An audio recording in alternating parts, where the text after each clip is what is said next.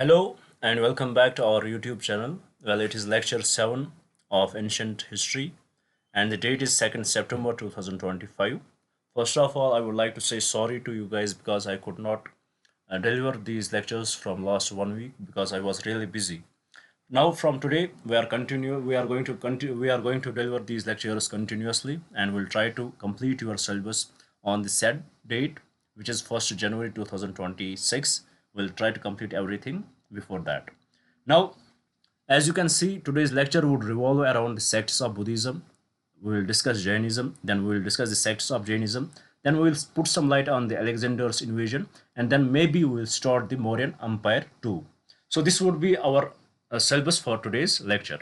Now, before we will start our discussion, I would like to give the brief introduction about our initiative so that if you are new to our channel, you will get more connected with us.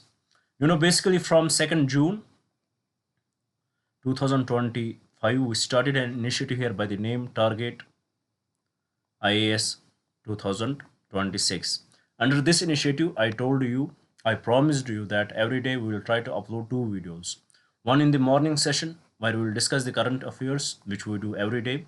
We take up the daily news analysis here. We try to take up the most important articles which are relevant for your preparation. We try to break them down. We try to find out how the prelims or mains question can be framed from those articles so that we try to have the basic understanding of these articles. So this is what we do in the first video. And then in the second video, which I told you we will upload in the evening session where we will discuss the static syllabus. So here from last 1 week, I am not uploading because I was busy. For that, I had already said sorry. But here I had promised you that by the month of January 2026, I will try to complete your full syllabus, whatever would be required for you to clear the exam, whether it would be related to prelims or mains. Everything would be cleared with respect to these exams. There is only one exception, that is we are not going to cover the optional subjects. That is the only exception here.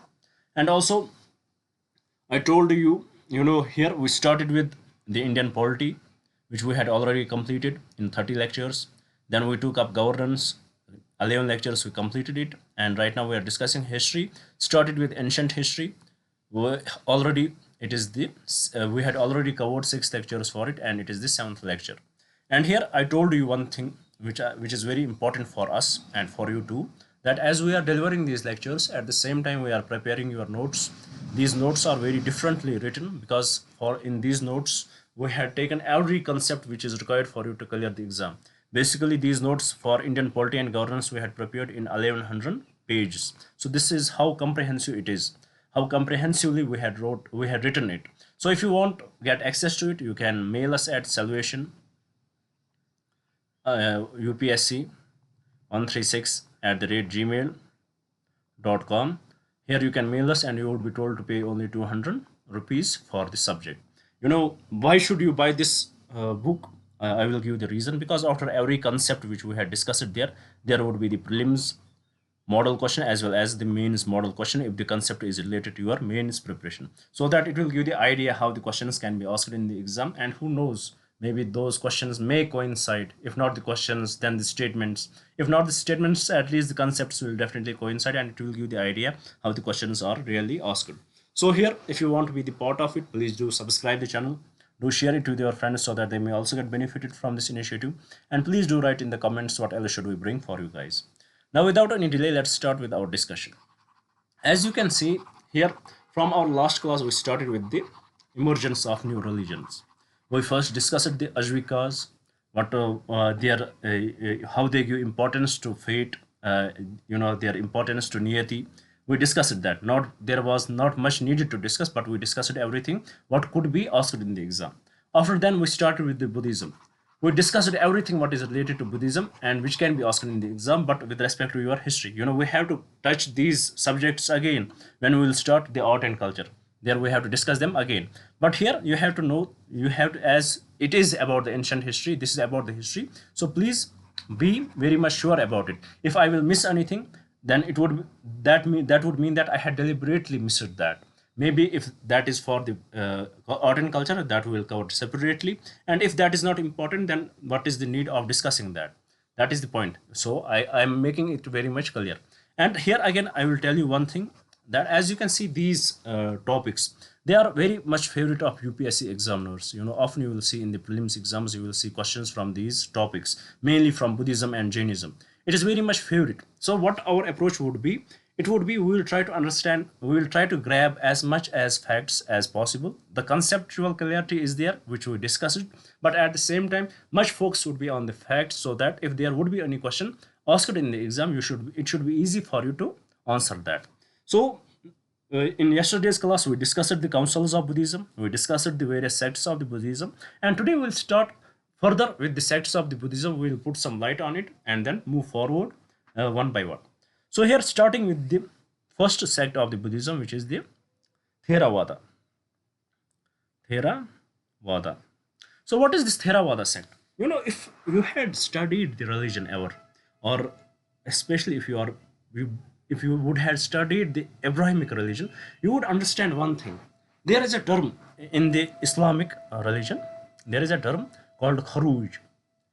Or this is an Arabic term, khuruj. This term. What does this term mean? It is related to religion. For example, if there is an orthodox religion, any religion, let's suppose there is Islam. I am trying to give you the understanding. I will relate it with the Theravada. There is an Islam. All are one. During the days of the Prophet Muhammad sallallahu alaihi wasallam, they all are one. They follow Prophet Muhammad sallallahu alaihi wasallam and his teachings. This is Islam. After the death of Prophet Muhammad, what sallallahu alaihi wasallam, what started to happen? The people who were the followers, they started to, after many years, what they thought, the thinking of the people changed. They started to dilute it. When they started to dilute it, there would be the followers who will not agree to it. And those who would want to dilute it, they will move out of the mainstream religion. They would move out of the mainstream religion. Maybe they would be called Shias. Maybe they would be called by other name. Maybe they would be called by other name. With respect to Islam, I am saying here. So here, this is the Islam would be there. This religion is there, but there are offshoots of it who had done khuruj, as here I had wrote it. Similarly, if we will apply same concept with the Buddhism, this is the Buddhism. This is the Theravadas, who are the original Buddhas, who are the original Buddhists. And from here, the people started to move away. They started to move away. They started to do the khuruj. They started to move away. And they started to move away because they wanted more liberalization in it. They wanted there should be the religion should be more dilute. They wanted, because of different ideologies, they started to move away. Because when there are the conflict of ideas, the people, the orthodox, they will not they will not be happy with that. There would be the conflict. When there would be the conflict, there would be the division. So the division started, and another sect starts to form. And that sect when it is formed, it becomes the Mahasangikas. What it becomes? It becomes Mahasangikas. So here we have Theravada and Mahasangika. So if you will apply this logic here, can we call Theravada the sect of the Buddhism? Can we call it the sect of the Buddhism, or should we call it is the original Buddhism? It is the original Buddhism. Even though it is not important for your exam, but I am trying to give you this concept. Theravada, is it the sect of the Buddhism, or it is the original Buddhism? To me, I would say this is the original Buddhism. And from this, the people, the thoughts which moved away from it, when the division started, those people who liberated from it, they are called the sects. Then we can call there are further sects. And here, when we after the death of Buddha, there are two sects. Now let's come to our exam. This was something extra which I wanted to give you to have a proper understanding. Why I'm giving you these points, because you will see when we will discuss the Hinayana Buddhism. There you will see the there you will see definitely the match between the Theravada and the Hinayanic Buddhism. So that is the reason why I had raised this point early, so that you will not get confused. This Theravada Buddhism, this is the original Buddhism. It is the oldest school. This is the oldest school of Buddhism. It used the original form of Vinaya Pitaka. It used original form of Vinaya Pitaka. So this used the original form of the Vinaya Pitaka. And what was the disagreement? When people started to move away from this kind of belief system, what was the disagreement? it was not that big a disagreement. The disagreement, it started actually after the first council, which we discussed in our yesterday's class. The disagreement was over two things. First, the dilution of the religion, religion. The Mahasanghikas, they wanted that religion should be much liberal. There should be relaxation should be given to the monks. It was asked, Mahasanghikas asked for the relaxation for monks. But according to Theravada Buddhist, it is the only the form, the creator of the religion, he can change the rules and laws. It is not up to the people who follow the Lord Buddha or who follow the religion. They cannot change the rules and laws. But Mahasanghikas, they were much liberal. They wanted that dilution should be there. There should be much relaxation should be given to monks. And the another conflict was about the arahats. For Theravada Buddhists, if there is any lay person who is not serious Buddhist follower, he will not get salvation. For Theravada Buddhist, if there is any lay person, who is not serious, Buddhist follower, please ignore my spelling mistakes and my handwriting, but try to understand the concept here. He will not get the salvation. He will not get the salvation. Here again, I would like to mention one thing, that if you can make the notes of the classes, if you can make the class notes, that is fine. But if you don't want to make the notes, you just want to listen, that is also fine. You want to understand, but then what you will have to do, you will have to read from somewhere. And if you are if you are watching my classes, then I would recommend to read from my notes, because that would be very much in line with the lectures which we had given, and it will make you understand these concepts. So this is what I would recommend you guys. If you are making notes, that is good. If you are not making the notes, that's also fine. Then at least buy my notes and read from them. So this is about the Theravada. For them, if there is any lay person who is not serious Buddhist follower, he will not get the salvation. But for Mahasanghikas, he will also get the salvation. And Mahasanghikas, they wanted what? They wanted that there should be more relaxation given to the monks. So this is the oldest school of the Buddhism. Only this much is important for your exam preparation. Now let's move to the another school, which is the Mahayanic school. Mahayanic school. You may ask me a question, sir, why did not we discuss the Mahasanghikas? Because from Mahasanghikas, there are different schools which are more popular. From Mahasangika, we have Mahayanic school, we have Hinayanic school, and we have other school also which we have to discuss. So Vajrayanic school, from here we will discuss. So first, Mahayanic school, let's try to understand that it originated from the Mahasanghikas. Here, by discussing the Theravada, we indirectly discussed the Mahasanghikas too, because there were only two conflicting things. One was related to Arhat, another was related to dilution. That is clear. Now let's move to the Mahayanic school. This Mahayanic school, it is, as we know, that it emerged from the Mahasanghikas. It would be definitely flexible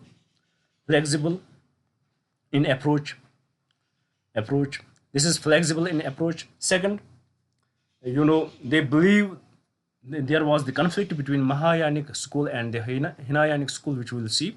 But here for the Mahayanic school, remember that they believed that Buddha is God himself. They believed that Buddha is God himself. So this is one of the beliefs they had attained. So they believed that Buddha is God himself. But if you can remember, if you are watching my lectures, I told you that Buddha never talked about the God. Siddhartha or Buddha, Lord Buddha never talked about God. He was an agnostic in nature. We can say he was agnostic in nature. From the literary sources, we cannot find that he talked about the Buddha. So the best thing we can say that he was agnostic with respect to God. So definitely we can say that on the Mahayanic Buddhism, there was definitely the influence of Vedic Brahmanism. Because if we'll see the Vedic Brahmanism, is much easier to follow than the Buddhism, if we look at the approach of the Buddhism. So when you have the confined rules, for many people, when you have to follow the rules, it becomes hard for many, because humans by nature are lazy. So this Mahayanic Buddhism, it was much, influenced by the, we can say it was much influenced by the Vedic Brahmanism, because it tried to evolve Buddhism to remain relevant. It tried to evolve the Buddhism to remain relevant. And also here in the Mahayanic Buddhism, what we will see often, we will see that they worship idols of the Buddha. They worship, they started the idol worship. Idols, they worship idols of Buddha. They worship the idols of the Buddha as a symbol of, Buddha is the symbol of worship himself. That is the improvement. That is the innovation in their religion. In the Buddhism, there was no idol worship, but it innovated during the Mahayanic school, during the Mahasangikas, then Mahayanic school. They innovated it because they were influenced by the Vedic Brahmanism, and they started the idol worship of the Buddha. For them, Buddha is the symbol of worship himself. For them, the Buddha is the most important. For them, Buddha is the most important. But for Theravada, please let me write it, Buddha is the teacher. Buddha is the teacher. For them, Buddha is the most important. He is the God. And with after creating the Buddha as the God, after that they did not just stop it there. Then they created the whole sect of gods or demigods. They created the whole sect of demigods or whole group of demigods called the Bodhisattvas. They created the Bodhisattvas. Bodhisattvas. So they created the Bodhisattvas. Now, before we'll move to the another sect of Buddhism, first we'll try to find out what are these Bodhisattvas, because from here a question can be asked in your prelims. As I told you, today's lecture, it would be much focused on your prelims preparation. It would be much filled with the, with what? It would be much filled with the facts. So let's try to understand what are these Bodhisattvas first. Let's try to find out what are these Bodhisattvas. These are the people who had, these are the enlightened ones who had delayed their salvation for the betterment or good of the others. Bodhisattvas, they are the enlightened ones. They are enlightened ones who had delayed their salvation, delayed their salvation for the better good, for the better good of others, for the better good of others. So they had delayed their salvation. Now, what are the prominent bodhisattvas? You should remember that, because a question about it can be asked, and there, how they are relevant, you have to know that. Now let's try to understand what are the prominent bodhisattvas under the Buddhism. The prominent bodhisattvas under Buddhism. Prominent bodhisattvas under Buddhism. First, please do note down these points, or if you are waiting for my notes, that is fine too. But if you don't want to read from my notes, I would request you guys, please, for the God's sake, do note down these names, as they are going to be the game changers for you if you are studying for UPSC or you are studying for your state civil service exam. So what are these bodhisattvas? The prominent ones. First, you would have heard about Avalokiteshvara.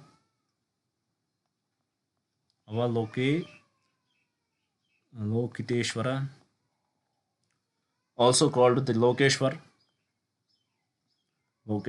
He is the bodhisattva, or Padampani, or Padampani. He is the bodhisattva. He is one of the three protective deities around Buddha.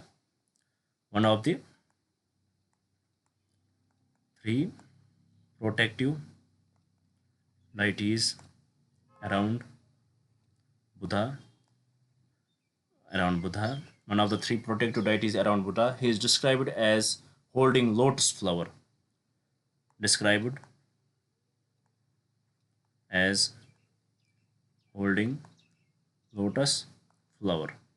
He is described as holding lotus flower and is also known as Padmapani, which I told you earlier. The and the painting found at Ajanta caves. He is the most acknowledged among all the bodhisattvas. He is the most acknowledged. He is the most acknowledged among all the bodhisattvas. So Lokeshwar or Padmapani or Avalikiteshwara. I'm not good with the pronunciation, but remember what they are. He is the prominent one. He is one of the three protective deities around the Buddha. He is described as holding lotus flower and is also known as Padmapani. He is the most acknowledged among all the bodhisattvas.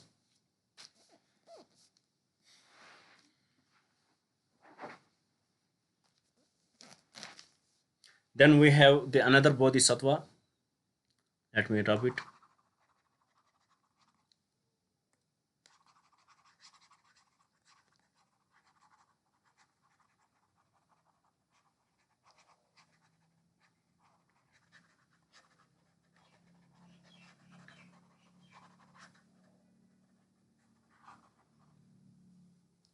Another bodhisattva by the name Vajrapani.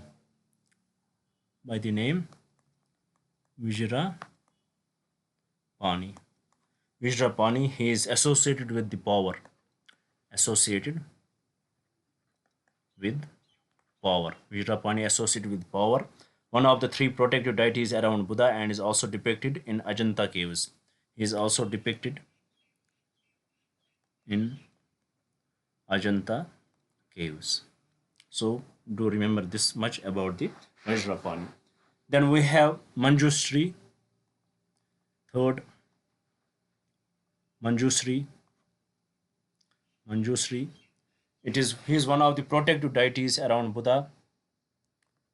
He is one of the protective deities around Buddha. He is one of the protective deities around Buddha. He is also depicted in Ajanta caves, same with respect to Vajrapani. He is associated with the wisdom of Buddha.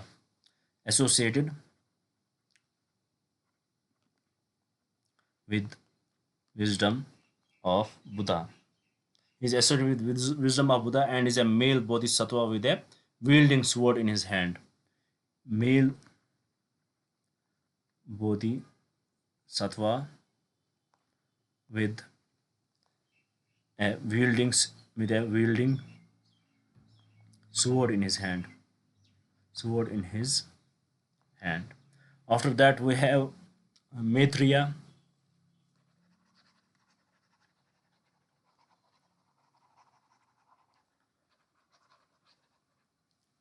We have fourth Maitreya. Maitreya, he is a future Buddha. A future Buddha who will appear on earth in the future. Who will appear on earth in the future. He will achieve complete enlightenment and teach the pure Dharma. He will achieve complete enlightenment and teach the pure Dharma. Teach the pure Dharma. Laughing Buddha is said to be an incarnation of Maitreya. You would have heard about Laughing Buddha. We will discuss it in the art and culture also. Laughing Buddha is said to be the incarnation of Maitreya. Then we have Tara, the fifth one. Tara it is associated only with the Vajrayana Buddhism. Tara associated with Vajr, Vajrayana Buddhism, Vajrayana Buddhism, and represents the virtues of success in work and achievements. Represents virtues of success in work and achievements.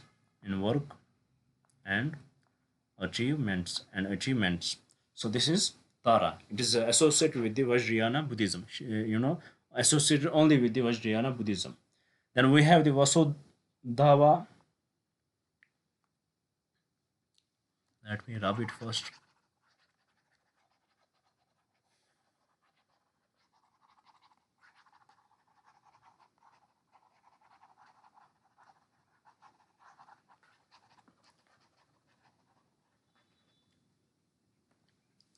Then we have Vasudhara.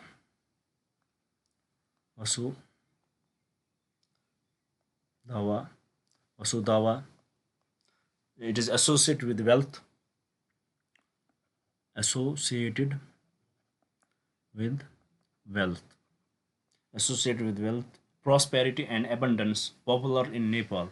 Associated with wealth, prosperity and abundance, in mostly found in popular in Nepal, Then we have Skanda.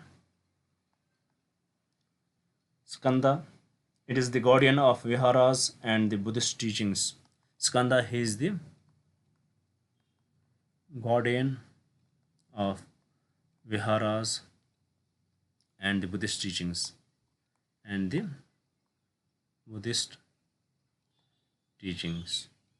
Then we have Sitala Patra.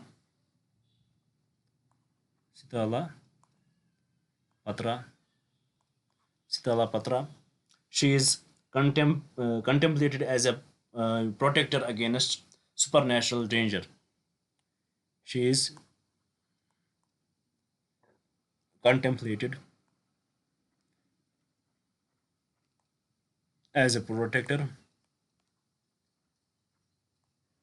against supernatural danger, and is worshipped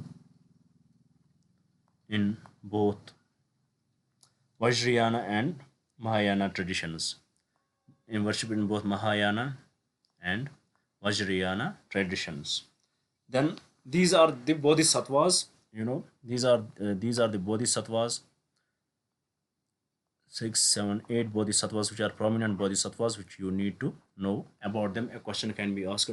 For example, with respect to Tara, it is associated with what? Maitri, it is associated with what? A similar question like that can be asked. Now, a question you can ask me: do we need to remember all this? 100% you need to remember all that if you want to qualify the exam.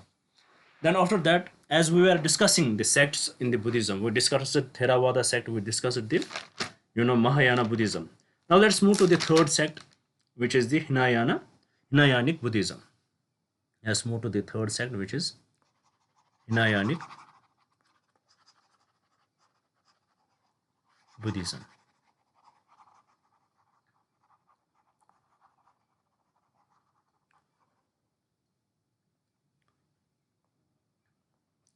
Hinayanic Buddhism. So they have the debate with the Mahayanic Buddhism how to perceive Buddha. The question was with respect to how to perceive Buddha. For them, for Hinayanic Buddhism, for them Buddha is a teacher. And for Mahayanic Buddhism, for them Buddha is the God. So they worship the symbols, they worship Buddha himself. So I told you, Hinayanic Buddhism is similar to Theravadic sect of Buddhism, but it is different. How it is different? Because Theravada is the original religion, and Hinayanic Buddhism, it came out of the Mahasanghikas. So there is the difference. There lies the difference. It is the subsect. It is the sect and Theravada, it is the original religion. So for them, Buddha is a teacher and should not be perceived as the God. Buddha should not be perceived as the Buddha should not be perceived as the God. For them, Buddha should not be perceived as the God. Worship, if you want worship, worship the symbols. In this sect, it's spread to the West India, to the South India, and the West India. This Hinayanic Buddhism spread to South India and West India. In India, it is mostly found there. And what are the symbols whom they worship? Symbols would be lotus. It would be Dharma Chakra. Dharma Chakra. Symbol would be Stupa. Symbol would be Triratna. Triratna. Symbol would be Chhatra. Symbol would be Davaja. Davaja. Symbol would be deer. And symbol would be Naga. So for them, if you want to worship these symbols, but you cannot worship the Buddha. Buddha is a teacher, he is not a God. So this is their main difference with the Mahayanic Buddhism. Then after that, we had discussed them in our last class too. Here some extra points we are giving you. Now let's move to the another sect, which is the Vajrayanic Buddhism. Vajrayanic Buddhism.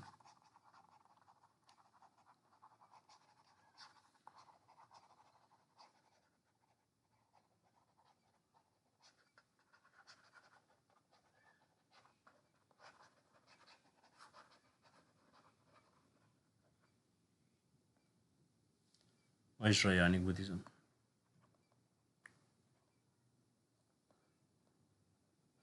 Please do ignore my mistakes, spelling mistakes. And if we look at the Vajrayanic Buddhism, it is also the offshoot of the Mahayanic Buddhism. Offshoot of Mahayanic Buddhism. It is the offshoot of the Mahayanic Buddhism. They believe in the Tantra mantra. Believe in Tantra mantra. For the Buddhism, the salvation is very difficult to achieve, but for the Vajrayanic Buddhism, there can be a shortcut, and that shortcut is the Tantra mantra. Through the Tantra mantra, you can achieve the salvation. Tantra mantra to do the salvation. It is a shortcut for the Buddhism, and it is mostly found in the southeast sector. Mostly found in the southeast sector. The main deity is Tara. Main deity is Tara, which we discussed under the Bodhisattvas, which is a lady.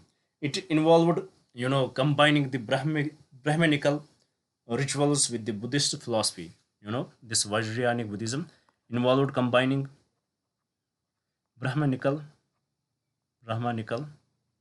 rituals with Buddhist philosophy. Involved combining Brahmanical rituals with Buddhist philosophy. The school believes in Tantra mantras and yantras superiority due to being a faster vehicle to liberation.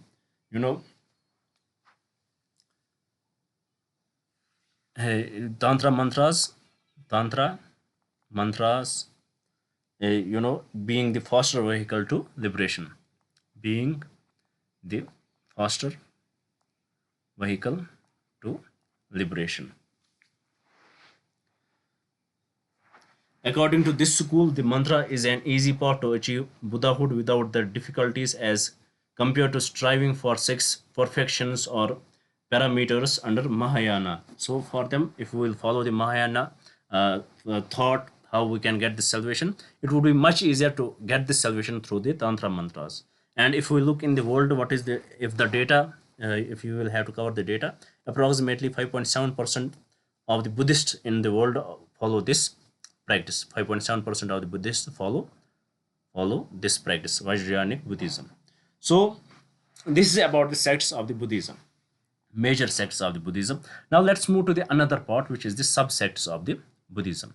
These are the major. Let me first give you the graph of it, so that we will conclude this topic, and then we'll move to the subsects. After that, we'll move to Jainism. Try to understand Jainism, what is important for your exam. Then we'll complete our today's discussion. So first, let's try to understand the division. The division is like that. First, we have Theravada, and we have the Mahasangikas. From the Mahasangikas, we have the Mahayanic, and Hinayanic. And from the Mahayanic, we have the Vajrayanic. So this is the division. This is the simplest division which we can find out here. This is how the sects, these are the sects of the Buddhism in the simplest way, which are important for your exam. Now let's move to the another part, the subsects of the Buddhism. You know, here the only thing what you need to know is what are these subsects, their names. Rest we don't need to go that deep. It is not the history. We are not doing the PhD in the Buddhism, so we don't need to know that much deep. Just here we'll know down what are different sects in the subsects of the Buddhism that we have to remember. If any question about the identification of these sects, whether they are the Buddhist sect or the Jainism sects, that we have to identify. A question about it can be asked in the exam. So let's try to find out what are the different sects of the Buddhism. First, please do remember these names: Satha, Vira, Nikaya, included Mahisa Saka, then Sarastivada, then Sankrantika, after that Sautrantika,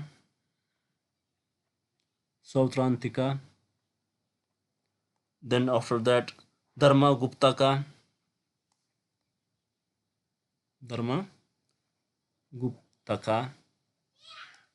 then Vatsi Putriya,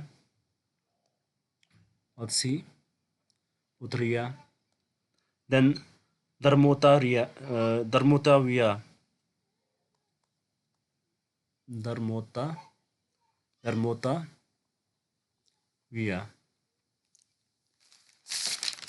after that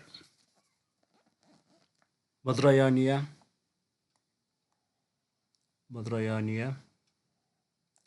after that Sannagarika,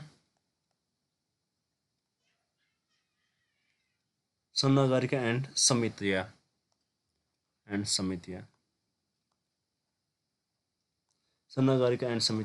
Then we have Mahasangikas.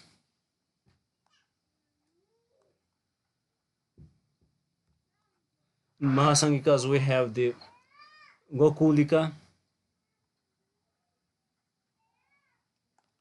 then we have the Prajnapativada,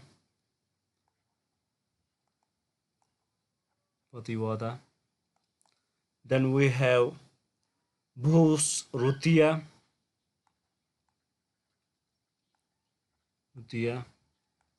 then we have Ikya Havikas,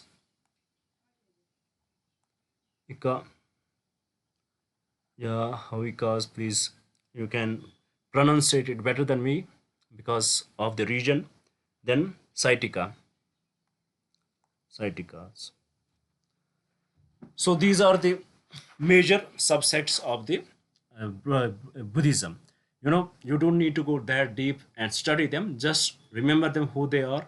If you can, I would say you should remember that, because often the question would come with respect to these subsects, and usually the question comes in this way: to which religion they do belong. So you have to identify what are these subsects, and they belong to the Buddhism. You have to identify that. Then let's move to the another topic of our today's discussion, which is the Jainism. What is this Jainism? So let's try to understand it now.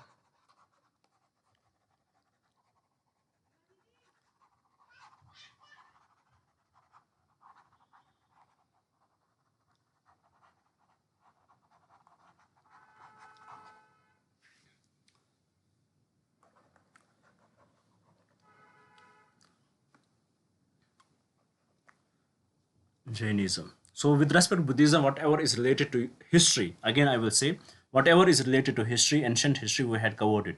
We will again cover it. With respect, we have to discuss the art and culture. We have to discuss the literature. At that time, we'll again cover it, but in the separate part, which is the art and culture. So, please don't worry if I had missed anything.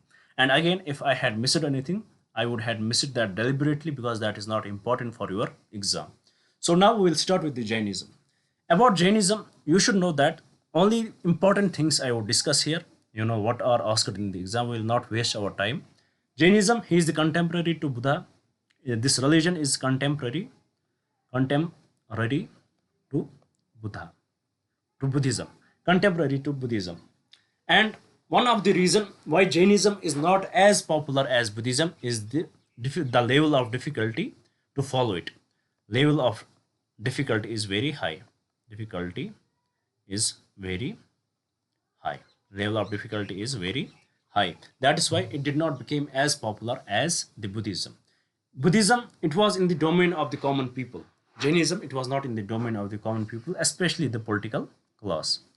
Especially the political class. Because Jainism did not compromise it. When we will discuss the philosophy of Jainism, when we will discuss what are the Maharatnas of the Jainism, you will see it does not follow the political class, will never follow it. So, what is the Jain philosophy? First, let's try to understand that. Let's try to understand few facts. You know, we have to understand what are Tirthankaras. Tirthankar, Tirthankars or Jina. What is Jina? Jina is a Jain follower of Jain. You know, Jain actually it is derived from Jina, which is the follower of Jina. Jain follower of Jina. Jain means follower of Jina. And what does Jina mean? It is the enlightened one with infinite knowledge. Jina means enlightened one with infinite knowledge. With infinite knowledge. Jina means enlightened one with infinite knowledge. Then what does the Tirthankar means? It means Tirthankar means the ford builder. Ford builder. It means the ford builder. It creates bridges in oceans of suffering. Creates bridges in oceans of suffering. So this is the literal meaning of Thira and Tirthankar and the Jina. So with respect to Jainism, there are 24 Tirthankars or Jinas. 24 Tirthankars or Jinas. Are these Tirthankars gods? No, they are not gods. But their value is in the Jainism, their value is much higher than the gods. So that you have to understand. Jainism concept, they have high emphasis on the concept of time. For them, time is a wave. There is a good time and there is a bad time. And in every karo there is a Tirthankar. So for in every karo there is a Tirthankar. For Jainism, the time is like a wave. There would be good time and there would be the bad time. And for every time, for every karo, for every time there would be a Tirthankar. And the last Tirthankar, they have the 24th Tirthankar, which is the Mahavira. Which is the Mahavira. Mahavira. So he is the 24th Tirthankar or 24th Jina. So what is the why is Jainism difficult? Because of the Maharatnas. Why it was not as successful as Buddhism? Because of its philosophy, the difficult philosophy to follow. Because of the Maharatnas. When we'll see what are the Maharatnas, we'll see there is something called Ahimsa. Ahimsa. There is no compromise on the Ahimsa. Definitely for the political class, it was not something which they could have adopted because they have to do it. And another thing which was most notable in the Jainism is the penance. Penance, which is self-suffering. Self-suffering. This self-punishment or the self-suffering inflict pain to wash out the sins that Jains will inflict pain to wash out the sins. So because of these, because the difficulty level It was not in the domain of the common people. That's why it did not got that much popularity. What is the doctrine? The three ratnas, or the three gems of the Jainism. The three gems of the Jainism. It consists of right faith, which is samyog, then right knowledge, samyog darshana. Right faith means samyog darshana, samyog darshana. Right knowledge, it means samyog janana, jnana or janana, whatever it is, samyog janana. I would translate it as, I would pronounce it as, but if I am wrong, please do correct me, or you can understand it what the real word it is. Third, right conduct. Right conduct. It is samyog charitra. Samyog charitra. So in a way, we can see that they had, they had taken the inspiration of from the Buddhism. Now, this is the three ratnas, or the three gems of the Jainism. This is what it consisted of. Now, what are the five great vows, or pancha mahavaratnas? Let's try to understand what are the five pancha mahavaratnas. Let me rub it first in the Jainism.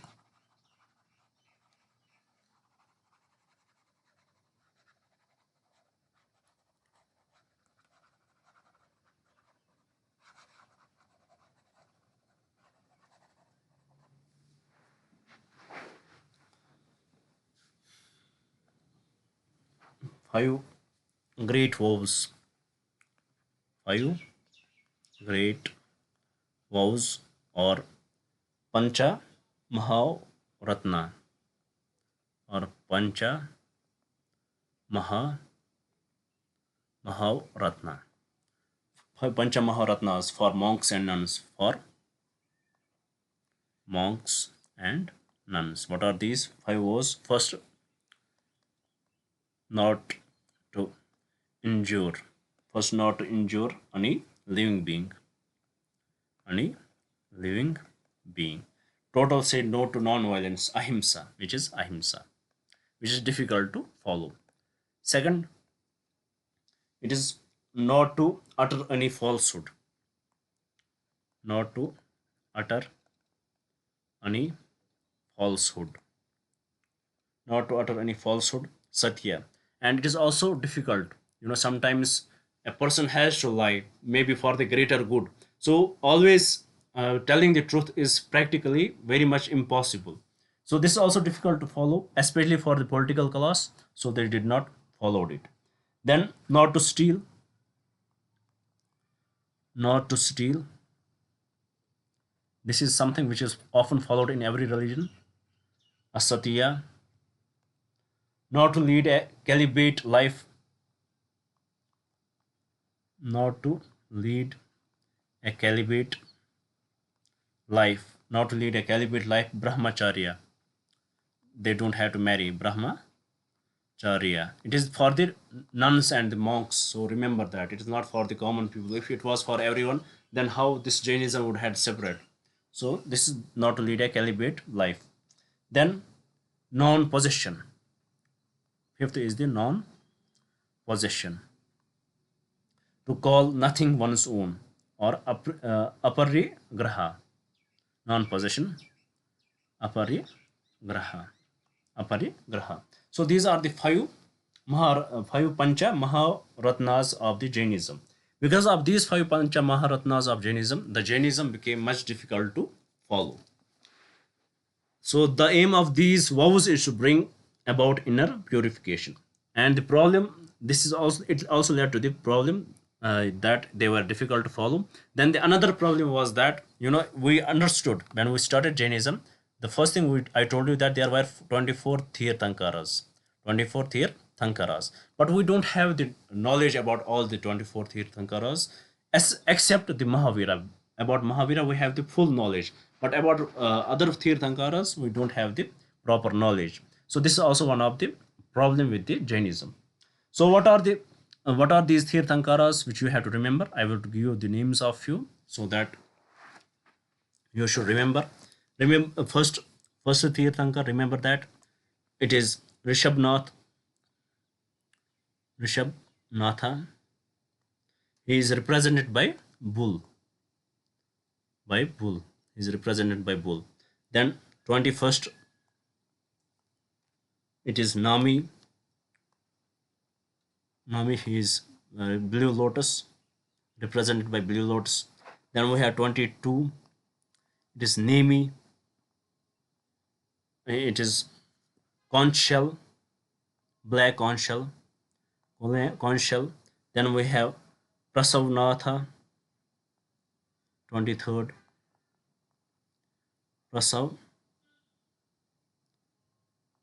Prasavnath, represented by snake. And 24th, Vardhamana Mahavira, represented by lion. So these are the important Tirthankars which you need to know for your examination. So with respect to Vardhamana Mahavira, his life, remember, read something about his life, basics about his life. Who was his father? You should know that. Who was his mother? You should know that. And to what clan does they belong? You should know that. So his father was born in 540 BC.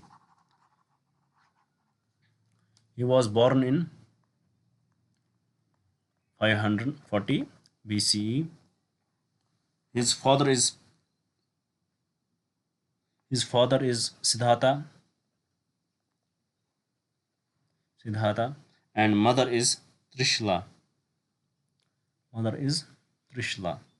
And he belonged to this Kshatriya clan.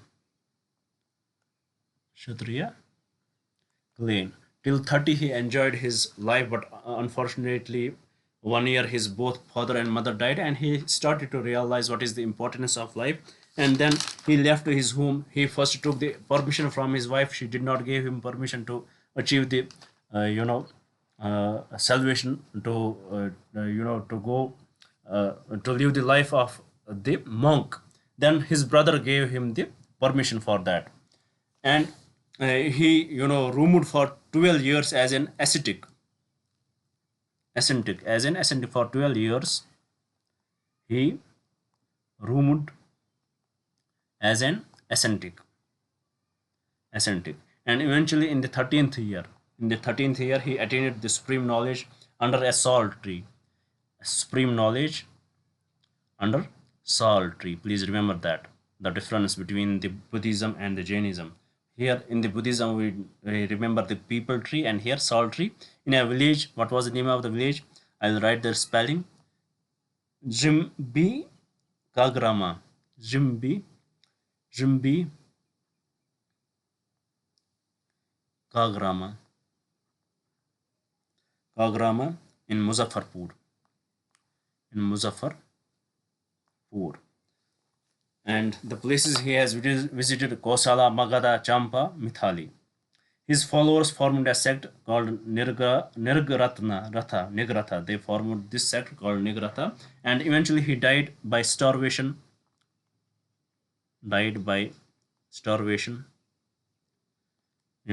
Called Salih Khana. This is how I pronounce it. At Pawa near Rajgriha in 1466 BC. At Pawa near Rajgriha in 468 BC. This was the time when he did this Salih Khana fast, and he died because of this starvation. Now, Jain philosophy, it is based on the soul. The whole concept of Jain philosophy revolves around the soul. Whenever any question would be there and soul would be mentioned there, then you should assume that it is related to Jainism. For Buddhism, they don't believe in soul. Buddha did not believe in soul. But for Jainism, soul is the most important thing. For Jain philosophy, it is based on the soul. Everything has a soul. Jain philosophy. Jain philosophy based on souls. Based on souls. Everything has a soul. Has a soul. They decide. They had divided organisms in their sensibility. They had divided organisms in their sensibility or sensitivity or sensibility. What are the senses available to the organism? According to that, they had divided the organisms. For example, for Deva, it is gods. Then we have humans. For humans, it is, you know,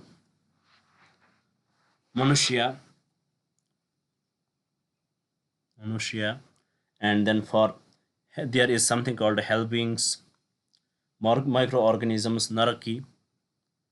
Naraki, it is microorganisms and animals and plants. Animals and plants. Triyamka. For animals and plants, they have the Triyamka. So these are the sects, or on this how they have divided different organisms in the world. And one more important thing, as the Jains, they would walk naked, and one thing they would do, they would wear the masks. Why? Because they believe in ahimsa. They say absolutely no to the non-violence. So for that they will wear the mask, because they believe in when we breathe in, we take up the microorganisms and they die. So to avoid this, they wear the masks. So they are the extreme followers of they are the extreme vegetarians. They would never eat food which is grown in the soil. They would never eat earth plants, especially the garlic, ginger, and onion. The only exception is potato, because it does not have that smell, and also the carrot. These are some exceptions, but it differs from Jain to Jain. And the Jainism, it has also prescribed the best occupation, and that is the business. That is the traders. It is the best occupation, because they will not steal, they will not lie, they will not have to murder anyone. So for them, the traders is the best occupation. And that is why you will see in our country, the most Jains, they are rich, they are the traders, they are the businessmen, because it is the religious philosophy for them, and they are doing it for the years, their families are doing it for the years. And also, if we look at how did they deal with the Shudras, they also excluded the Shudras. But interdining was there between these castes. And for Kshatriya, they did not respect it that much to the Kshatriyas, as they would do the violence. And what about the woman? They did not encourage woman that much, both in the Buddhism as well as in the Jainism. And even in Jainism, Mahavira says if woman have to get the salvation, she has to die, then she has to reborn as a man, and then once she will die as a man, then only she can get the salvation. So this is how they had dealt with the woman, these core concepts which were in our society. Now let's move to the another part, which is the division of the Jainism. But let's keep it for tomorrow. I guess this much is enough for today's discussion. I hope you would have understood it. Please do revise. Please do write the notes, and if you can't write the notes, then ask me. I will write it for you. I'm already writing notes for you guys. You only have to pay 200 rupees if you want to do it. And one thing good about my notes is that after every concept there would be the prelims model question or mains model question. So if you want to be the part of it, please do mail me, or otherwise make notes by yourself, and also ask me, because our book would be much comprehensive. Everything will be included in that. So with this, I would say I would conclude my today's discussion. I hope you would have liked it. I hope you would share it with your friends, and I definitely hope you would subscribe the channel. Thank you for staying with me. Thank you very much, and have a nice day. Thank you. So today, what we discussed the different sects. First, we discussed the different sects of the Buddhism, and then we discussed the Jainism. And tomorrow we will discuss the sects of the Jainism, Digambar and Shvetambar, what are the differences between the two, and then we will move forward, discuss Alexander's invasion, then we will discuss the Mauryan Empire. So with this, I am going to conclude it here. Thank you for staying with me. Thank you very much and have a nice day.